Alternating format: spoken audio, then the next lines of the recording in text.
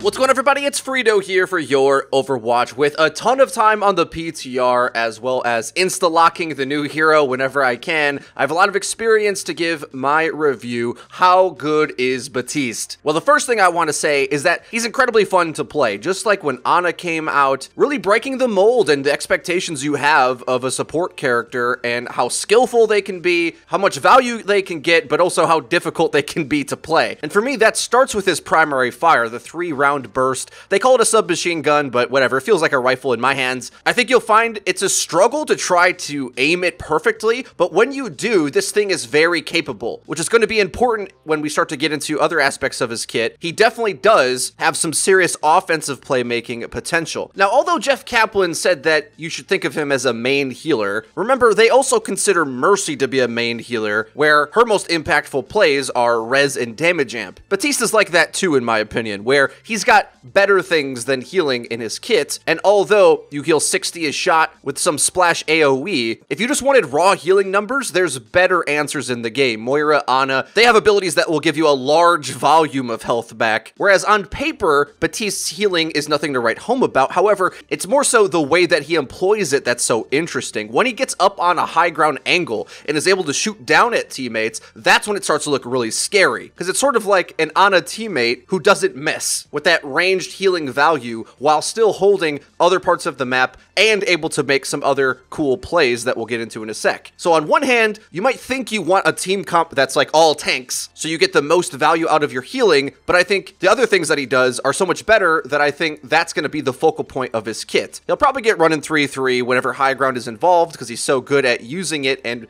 Brigitte isn't. Pro teams have already started to swap in Ana for certain circumstances, taking out Brig, but I think he sees more use inside of bunker comps or split multi-DPS comps. Reason being, you can create plays like I'm going to show here and how I've kind of been playing the whole time, really abusing high ground and angles to get ranged value in different places. Here I go from being able to put an immortality field and healing in 2 different places, right? Guaranteeing my Genji won't die, at least for a second, and then also healing my teammates in a grav. Maybe if I could choose, I would have put it the other way around, because usually there's going to be a big combo in the grav, right? So maybe the immortality field should go over there. But once you start to get really good at making these decisions and managing the resources and aiming all of his abilities, including the immortality field, which I mess up a few times, I think it's going to have more gravity to it, but it kind of comes out right like a frisbee, more or less going exactly where you throw it. That's where you're really going to start to see Baptiste flip fights on their head, with the strongest ability of all of them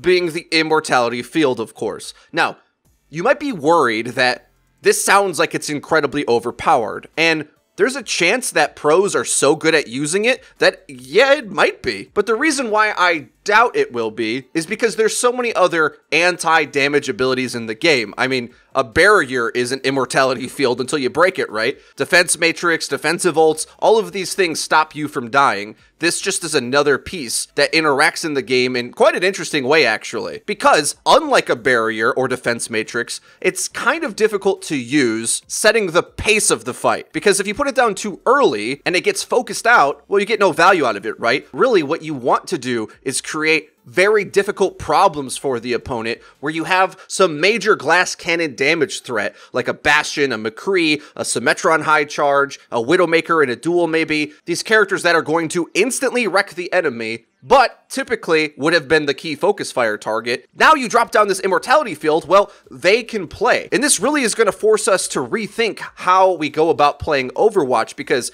even if we go back to dive meta, goats meta now, most metas were all about focus fire. In the Widow meta, maybe it was just pickoffs, and that's a little different, but most of the time, focus fire and the first pick means everything, right? So because of that, a lot of characters really struggled to get in the game and be competitive, like Bastion, for example, because if you make a little mistake and get caught out, well, obviously they're going to focus him first. He's the biggest priority target. Then that comp falls flat on its face. But now, with the immortality field, we have ways to interact with the key principle of Overwatch, which is focus fire. As the enemy is jumping onto a key target, trying to focus them down, blowing cooldowns onto them, you can catch all of that focus fire almost in the same way that D.Va catches ultimates and make a massive swing back play with immortality field. Then, those key carry heroes will be able to do their thing, whereas they never could before. I mean, we're going to have McCree's and Pharah's finishing their ultimate voice lines for once and getting all that damage out. Now, with any luck, that will be significant to change the top tier meta, but also it's going to be a major learning curve for lower ranked players, because even just on the PTR,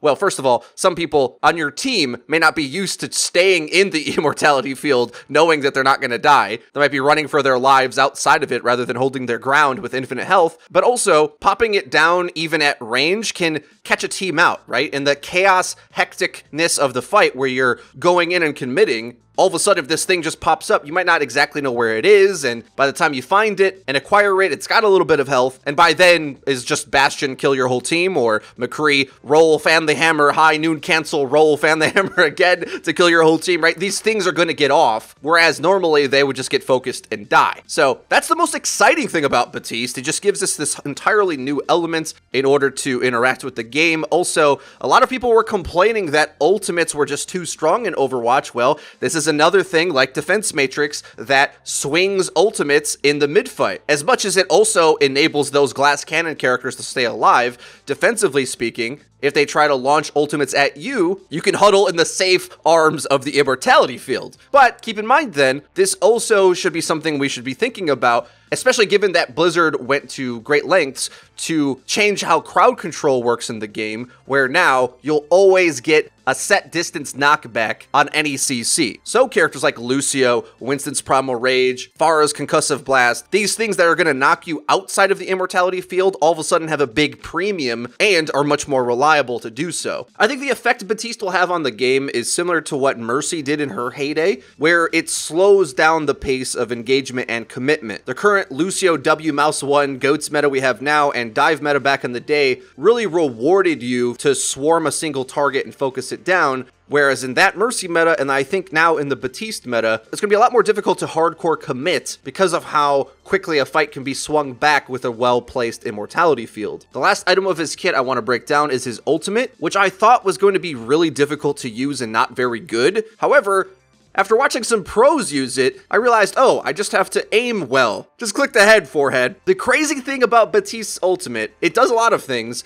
but just even strictly being used for yourself, if you have good aim, it's better than Tac Visor or High Noon sometimes, because if you think about it, those two characters struggle to get up to high ground, whereas Baptiste gets high ground all the time using his exo boots to get those angles. So he very quickly can find a good line of sight, plop down his damage amplification matrix, and even without comboing it with anything, his regular damage is 25 per bullet, 50 for a headshot, and then through the matrix, 100 damage per headshot. This means he can 2-tap squishies from across the map. Yeah, it feels like you're playing Call of Duty 4 with the M16, just blap, thing's dead.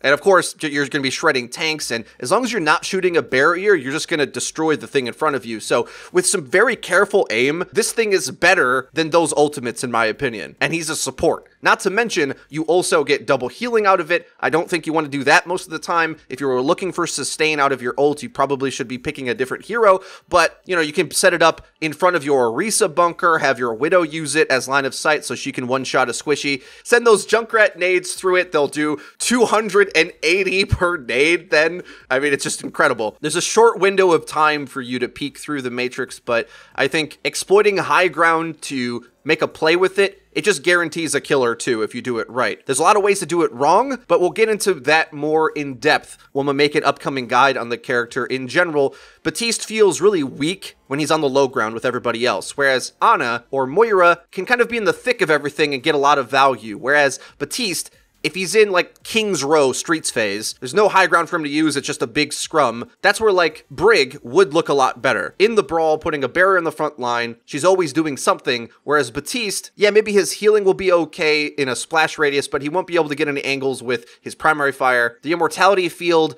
I don't think does as much if the enemy is right up on you, because then they can just focus it. Like, you really want to be putting it around corners outside of line of sight, or tossed into the mix in the chaos of the fight when things are spread out, because then it's harder to deal with and it really flips resource advantage into your favor. Whereas in a straight up brawl pound for pound on the low ground, like a Brig barrier probably denies more damage than the Immortality field's going to, I think. Mostly because once he uses it, there's a big open gap where he doesn't have it. Then he can just get ran over. And normally, he outplays that by having high ground advantage. And if he doesn't have that, well, it doesn't look very good. So a really exciting addition into the game. I'm hyped to attempt to master this character. I love shooting projectiles, so healing with projectiles is right up my alley. I think they really knocked it out of the park with this one. A really cool character with an interesting backstory. A lot of fun elements to make plays with. I think you're going to find him to be really impactful when you play him right, but also very difficult at the same time, which overall is good for the game, I would say. Guys, that's going to be everything for today's video. If you did enjoy it, please be sure to leave it a like. It really does help us out and lets us know that you're enjoying the content. And if you haven't already, please subscribe and be sure to hit the bell icon so that you get notified when our videos go live. Link to the description is our Twitter, where we tweet out news, updates, and dank memes. That's been it for me. I've been Frito for your Overwatch. We'll see you guys next time.